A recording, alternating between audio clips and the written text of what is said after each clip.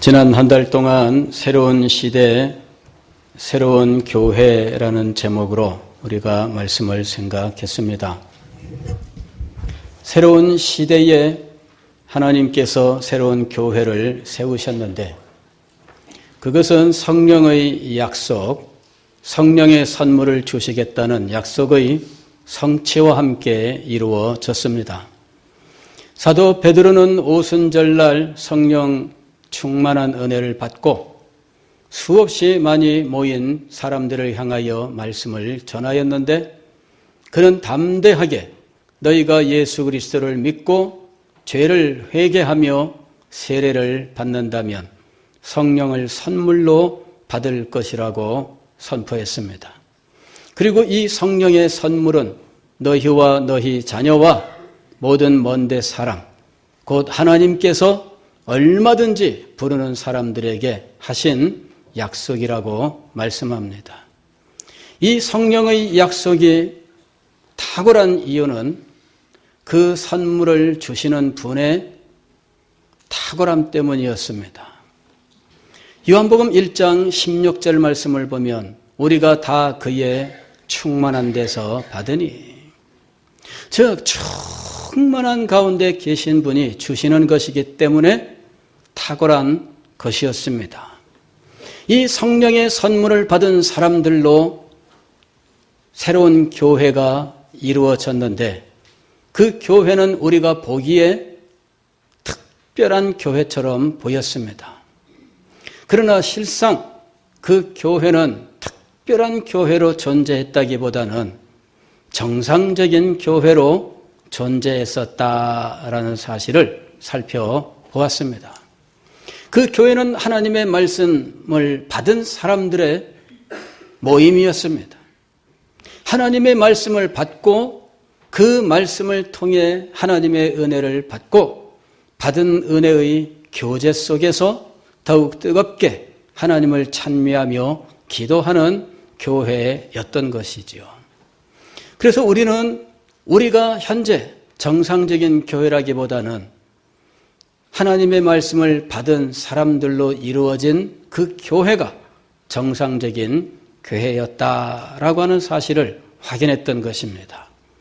더 나아가서 그 교회에는 특별한 모습도 있었는데 7가지 특별한 특성들 가운데에서 그 모든 특성들을 대표하는 하나의 특성은 사람들마다 두려워하는 것이었다라는 사실을 생각했습니다. 그리고 여기서 두려움은 무서워하는 것이 아니라 하나님의 신성의 영광을 인식한 사람들이 갖게 되는 마음의 상태라고 하는 사실을 생각했습니다. 모든 성도들 위에 이와 같은 신성의 영광이 임하고 이것을 깨닫게 되는 놀라운 은혜가 임하면서 그들은 우리가 교회 역사 속에서 찾아볼 수 없는 특별한 교회의 모습을 가지게 되었던 것입니다. 이 모든 것들을 설명하는 오직 하나의 이른 새로운 시대라고 하는 말입니다. 새로운 시대. 왜 새로운 시대인가? 우리는 이 새로운 시대는 신약 시대라고 보통 생각을 합니다. 그 말이 맞는 말씀이에요. 그러나 알고 보면은 구약 성경을 볼 때 구약 성경은 하나의 시대로만 말할 수가 없습니다. 아담이 타락하여 에덴 동산을 쫓겨나고 노아 홍수 때까지 번창했던 인류들, 그리고 노아의 홍수 이후에 노아의 세 아들을 통해서 번창했던 인류들, 바벨탑 사건을 통해서 하나님의 진노와 저주를 받아 언어가 혼잡되고 그리하여 셈, 함, 야벳, 노아의 후손들이 수없이 많은 언어 부족들로 나뉘어지게 되었다는 사실과 그리고 새롭게 하나님께서는 그렇게 수없이 나누어진 부족들 가운데에서 아브라함을 선택하시는 일이 있었습니다. 그리고 아브라함의 후손들을 애굽으로 보내시되 애굽에서 하나의 민족을 이루게 하시고 이 민족을 애굽에서 해방시키시고 가나안 땅으로 인도하시는 일이 일어납니다. 자, 구약의 역사도 하나의 역사가 아니라 수없이 많은 기간과 특징 짓는 사건들로 구분할 수가 있습니다. 우리는 이 모든 시대에 하나님께서 정하신 특별한 뜻을 이루기 위한 독특하고 유일한 하나님의 계획들이 이루어지고 있었다 하는 사실을 알아야 됩니다. 가령 예를 들면 이런 것이지요. 어떤 분이 주방봉사를 이제 해야 됩니다. 2월달 주방봉사 당번이 되었습니다. 그러면 벌써 전부터 이분은 2월 동안 주방봉사를 어떻게 할까 계획을 세우게 되어 있습니다. 한 달 동안 주방봉사에 필요한 예산을 교회로부터 수령을 하고 이것을 4주 동안에 걸쳐 매주 얼마씩 써야 되겠다 생각을 하고 그리고 첫째 주에 메뉴는 무엇이고 둘째 주에 메뉴는 무엇이고 셋째 주에 메뉴, 넷째 주에 메뉴를 정하게 됩니다. 그리고 이 메뉴대로 음식을 만들기 위해서 일주일 동안 날짜별로 계획을 세우게 되는데 보통은 금요일, 토요일 장을 보러 갈 계획을 세우게 되겠죠. 장을 보러 가면 누구와 함께 갈까? 함께 갈 사람 계획도 세우게 되어 있습니다. 인간은 이렇게 무슨 일을 하든지 계획을 세우게 되어 있어요. 그리고 그 계획을 따라서 하나하나 단계별로 일을 진행하게 되어 있습니다. 그리고 모든 일을 다 마치는 이제 마지막 주가 되면 전체를 다 마감하게 되어 있는 거예요. 주일날이라고 해서 주일날 일도 계획 없이 진행하면 안 됩니다. 주일날 아침 9시에 나와서 일부 예배 참석하고 그때부터 이제 예배 끝난 후에 무슨 일을 할 것인가, 무슨 일부터 할까 차근차근 계획이 있어요. 당신은 이 일을 하세요. 나는 이것을 하겠습니다. 서로 일의 분장도 있습니다. 그리고 시간대별로 정해져 있는 그 절차에 따라서 준비하게 되어 있어요. 예배 마칠 즈음이 되면 이제부터는 이제 밥도 갖다 놔야 되고 국도 갖다 놔야 되고 반찬도 진열을 해야 되고 그 다음에 예배 끝나고 이제 배식 담당들 내려오면 각자 당신은 여기 맡으세요, 여기 맡으세요. 각자 자리도 정해줘야 돼요. 식사 끝나고 나면 설거지 계획도 세워야 돼요. 모든 일은 주방 봉사라는 한마디로 다 말할 수 있지만 그러나 이 일은 실제 한 달 동안 진행해 나가는데 여러 가지 계획들, 과정들이 필요하게 되고 수없이 많은 사람들이 그 일에 관련되기 마련입니다. 하나님께서 죄인들을 구원하신다면 주방봉사 한 달 하는 것보다 더 간단하게 하실 수 있다고 믿으십니까? 하나님은 전능하신 분이시잖아요. 말씀 한마디로 한꺼번에 다 이루실 수 있겠죠? 예, 저는 하나님께서 그렇게 하실 수 있다고 믿습니다. 다만 하나님께서는 그렇게 하지 않으셨어요. 왜냐하면 우리들을 위해서 우리들은 심히 어리석은 존재들입니다. 하나님께서 단번에 행하셨다면 아무도 안 믿을 거예요. 하나님께서 왜 역사 속에 하나님의 구원의 계획을 시대별로 단계별로 수없이 많은 사건과 사람들을 통하여 이루어 나가게 하셨을까요? 믿게 하기 위해서요. 그런 일들을 하나님께서 하나하나 차근차근 진행해 나가시면서 우리에게 모든 사실들을 하나하나 차근차근 가르쳐 주셨어요. 그런데도 불구하고 깨닫지 못하는 사람은 알아듣지 못하고 그런데도 불구하고 어떤 사람들은 명명백백하게 주어진 사실조차도 눈앞에서 뻔히 보면서 부인하고 고개를 절레절레 흔들고 등을 돌리고 떠나가기도 하는 것입니다.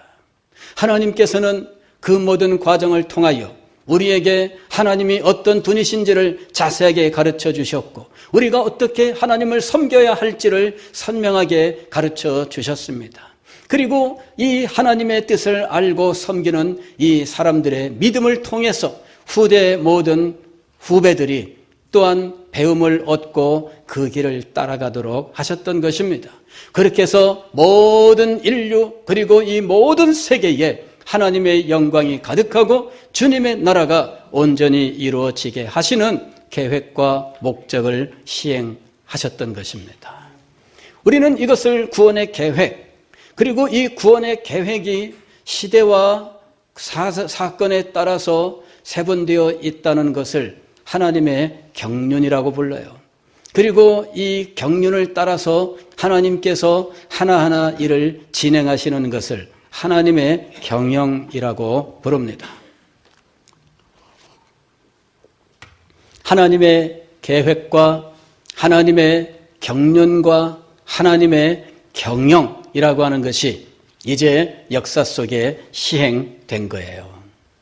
그런데 이 역사를 선명하게 나누어 놓는 분기점이 있습니다. 그리고 그 분기점이라고 부를 수 있게 만드는 한 사건이 일어나는데, 그것은 하나님의 아들 예수 그리스도께서 육신을 입고 이 땅에 오시는 사건이었습니다. 그리고 그 사건이 일어난 시대를, 새로운 시대, 우리는 그 시대 이후를 신약시대라고 부르고 있는 겁니다. 예수 그리스도께서 육신을 입고 이 땅에 오셨습니다. 그분은 인간의 눈으로 볼 때는 분명히 사람입니다. 그러나 요한복음 1장을 보면 그분의 참된 정체에 대해서 말씀하고 있는데, 1장 1절 말씀을 보면 그분을 말씀이라고 부르고 있습니다.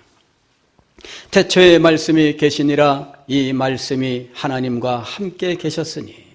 그분의 기원은 역사 속에 어느 한 시점이 아닙니다. 알고 보니까 태초에 말씀이 계시니라, 이 세상이 창조되기 이전에 이 말씀이라고 불리우는 분이 계셨는데, 이 말씀이 하나님과 함께 계셨습니다. 그리고 이 말씀은 곧 하나님이시니라, 이렇게 이분의 정체에 대해서 말씀하고 있습니다. 그가 태초에 하나님과 함께 계셨고 만물이 그로 말미암아 지은 바 되었으니 지은 것이 하나도 그가 없이는 된 것이 없느니라. 그분은 창조주였다, 이렇게 말씀을 합니다. 그리고 그 안에 생명이 있었으니 이 생명은 사람들의 빛이라. 이분이 바로 생명 그 자체요, 빛 그 자체인 분이었다, 이렇게 말씀을 해요. 그런데 이분이 육신을 입고 이 땅에 오신 겁니다. 요한복음 1장 14절 말씀을 보면 말씀이 육신이 되어 우리 가운데 거하시매. 그런데 그 육신을 입고 이 땅에 오신 분을 볼 때 육신 그대로 보는 사람이 있고 그분의 참된 모습을 보는 사람이 있습니다. 그분의 참된 모습을 보는 사람이 무엇을 발견했느냐 하면 하나님의 영광을 발견합니다. 말씀이 육신이 되어 우리 가운데 거하심에 우리가 그의 영광을 보니 아버지의 독생자의 영광이요 은혜와 진리가 충만하더라. 그분의 참된 정체는 하나님의 독생자였습니다. 그분은 신성의 영광으로 충만한 분이었는데 그분이 은혜와 진리가 충만한 분이었다라고 말씀을 하고 있습니다. 자, 이 신약 시대는 바로 이분 때문에 특별한 시대가 되는 거예요.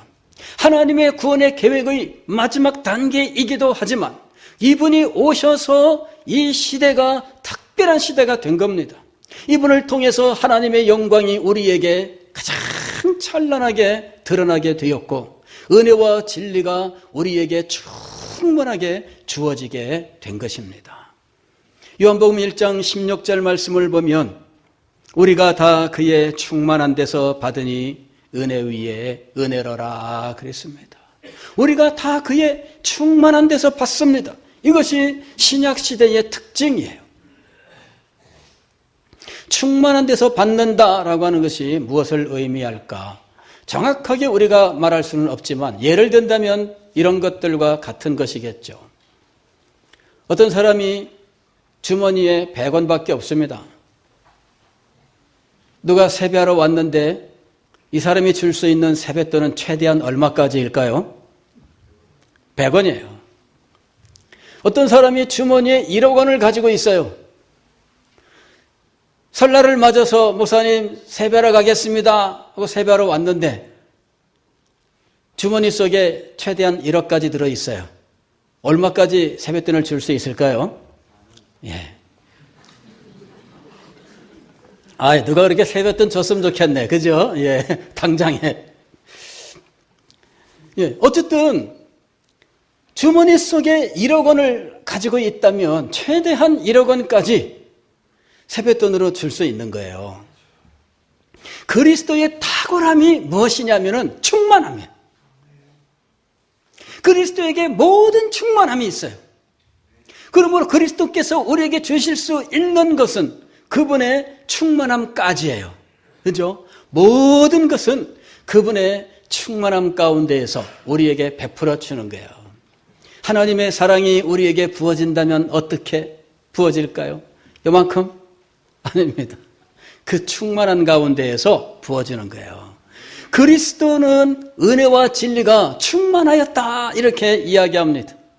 하나님의 은혜를 우리에게 주신다면 그 은혜를 얼만큼 주실 수 있을까요? 충만한 가운데에서 주시는 거예요. 그러니 말로 다 할 수 없는 것이죠. 진리를 우리에게 주신다면 그 진리는 어느 정도가 될까요? 충만한 진리 가운데에서 주어지는 거예요.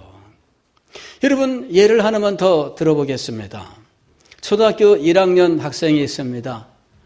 한 학년 위인 초등학교 2학년 학생한테 야, 네가 2학년이니까 1학년짜리 동생한테 수학을 좀 가르쳐줘라 이랬습니다. 그래서 초등학교 2학년 이 언니가 동생한테 수학을 열심히 가르쳐줬습니다. 자, 그가 가르칠 수 있는 정도는 어느 정도일까요? 초등학교 2학년이에요. 이게 대학 교수가 있습니다. 세계적으로 이름난 수학자예요.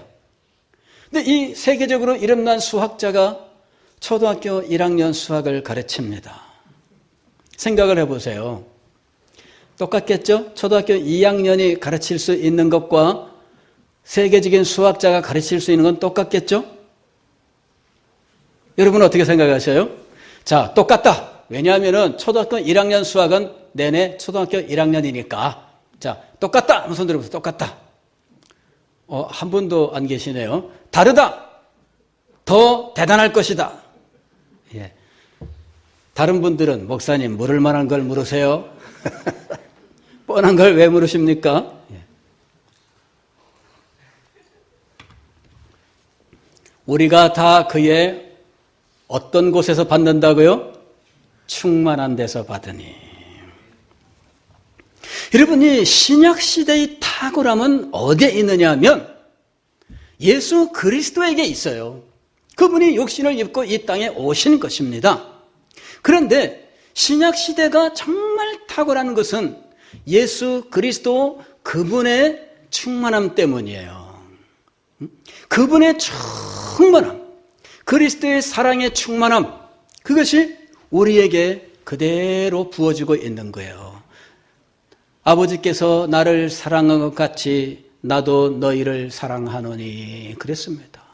아버지께서 나를 사랑하신 것 같이, 즉 성부, 성자 사이의 이 사랑이라고 하는 것은 이것은 하나님의 삼위일체의 본질이 되는 사랑이에요. 그런데 아버지께서 나를 사랑하신 것 같이 나도 너희를 사랑한다 하셨으니 그리스도의 이 사랑이 얼마나 대단한 사랑인지를 알 수 있는 것입니다. 여러분, 충만한 데서 받는다고 하는 것은 너무나 놀라운 것이에요. 구체적인 것이 아니어서 우리는 충만한 데서 받으니라는 이 말이 막연하게 들릴 수 있습니다. 그러나 여러분들 한번 생각을 해보세요. 여러분 주머니 속에 1억 원이 있어서 1억 원을 최대한 세뱃돈으로 줄 수 있다면 그것이 바로 대단한 거 아니겠어요? 그런데 여러분, 신약시대의 탁월함이 어디에 있느냐? 우리는 이것을 언제나 기억을 해야 됩니다.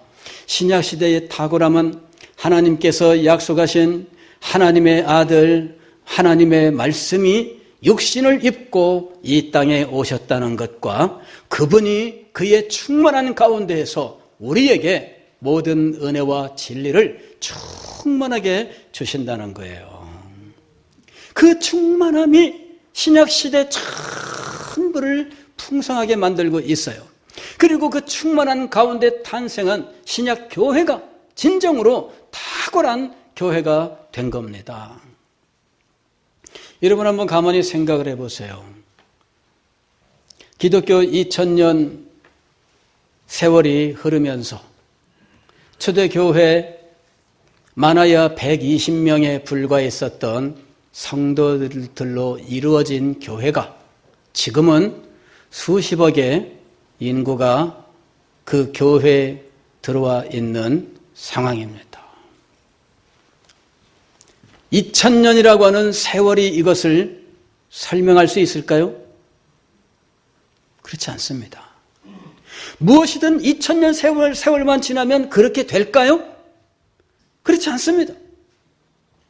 신약교회가 이렇게 전 세계 모든 나라와 모든 민족들에게 창대하게 된 이유는 무엇일까요? 이것이 바로 그리스도의 충만한 데에서 이 교회가 은혜와 진리를 받고 있었기 때문입니다. 여러분, 신학교회는 이것으로 밖에는 설명할 수가 없어요. 어떻게 120명의 성도들로 시작한 교회가 로마 제국을 정복하고 유럽 전부를 사로잡으며 전 세계로 뻗어나가게 되었고 모든 나라와 민족들 가운데 예수 그리스도를 믿고 하나님을 경배하는 사람들의 수가 이렇게 창대하게 되었을까 하는 것이죠. 구약시대의 이스라엘 백성들 얼마나 하나님의 큰 은혜를 받았으며 얼마나 탁월한 은혜 가운데 지내었는지 모릅니다. 우리가 지금 생각해도 너무나 놀라운 이적들이 그들의 구원과 그들의 역사 속에 있었습니다.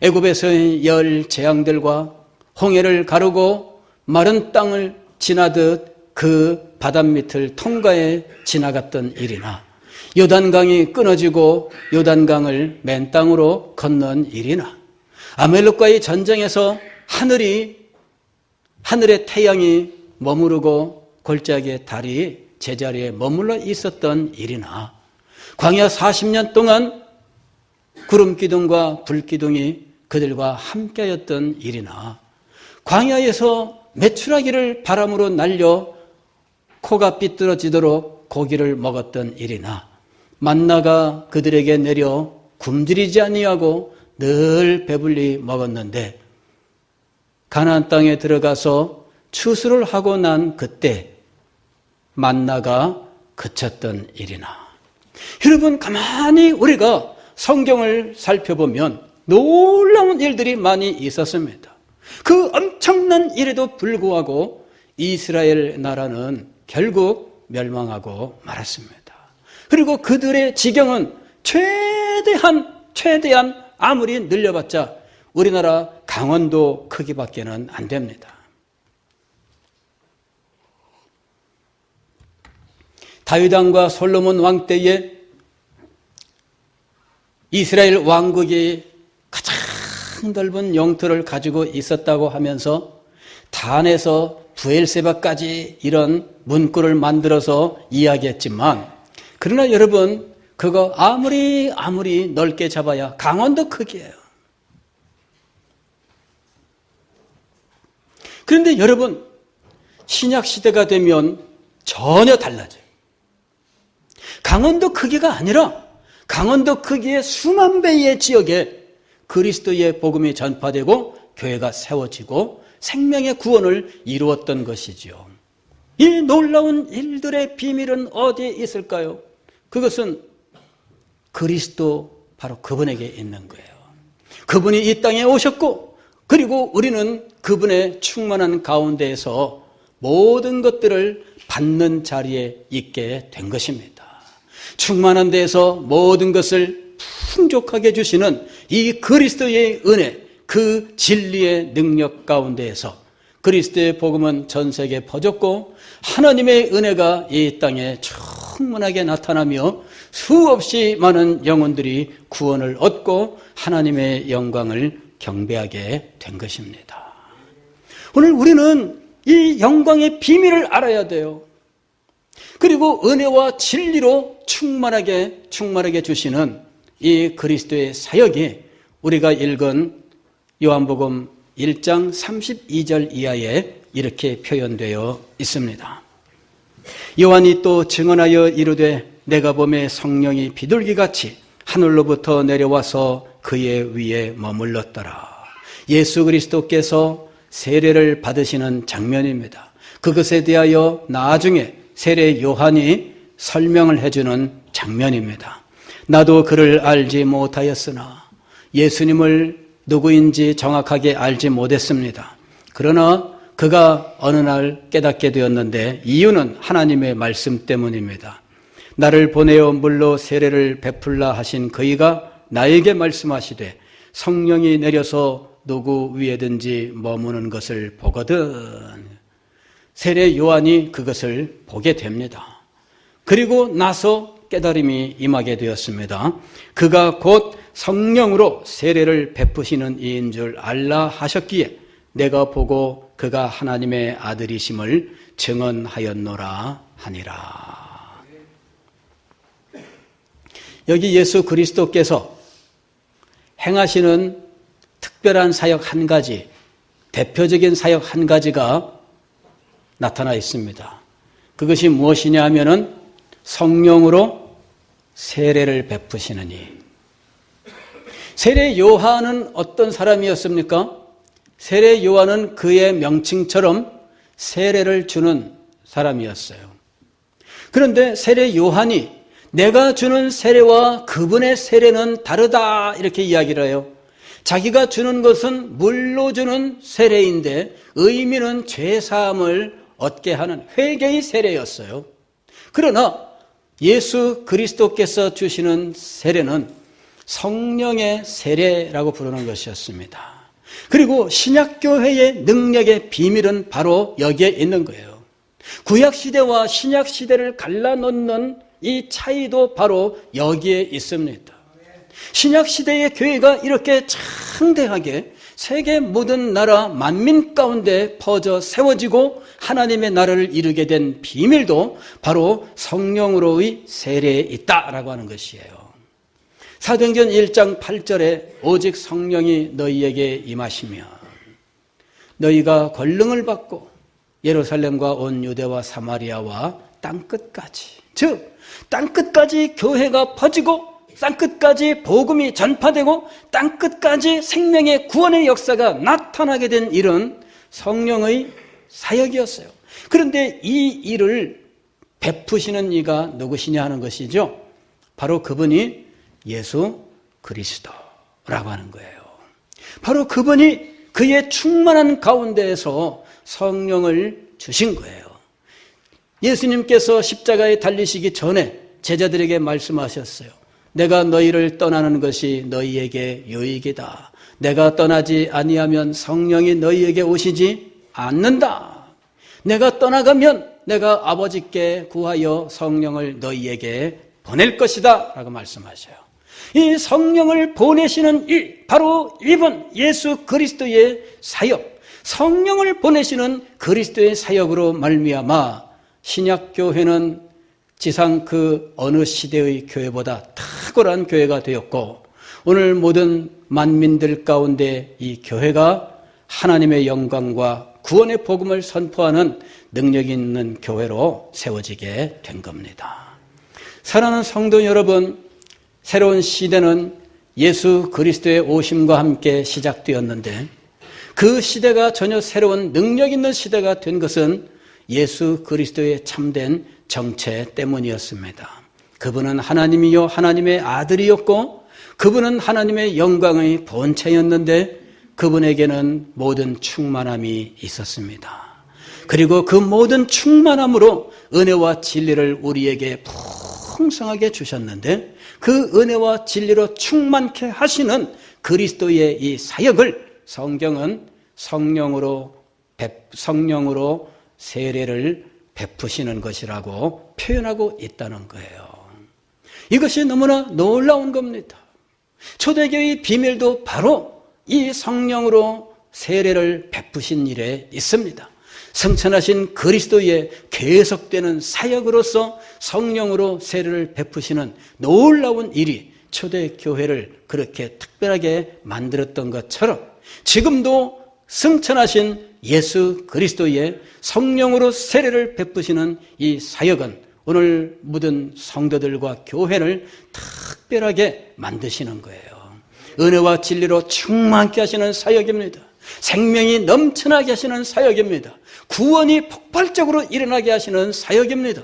하나님의 영광을 나타내는 사역입니다. 여러분, 이 놀라운 비밀을 우리가 알고 그 은혜 가운데 나아갈 수 있다면 얼마나 좋겠습니까? 2월 한 달 동안 우리는 바로 이 성령으로 세례를 베푸시는 그리스도의 천상적 사역에 대해서 함께 생각하게 될 것입니다. 그 영광의 비밀을 깨닫고 은혜 가운데 나아가는 여러분과 제가 될 수 있기를 주의 이름으로 축원합니다.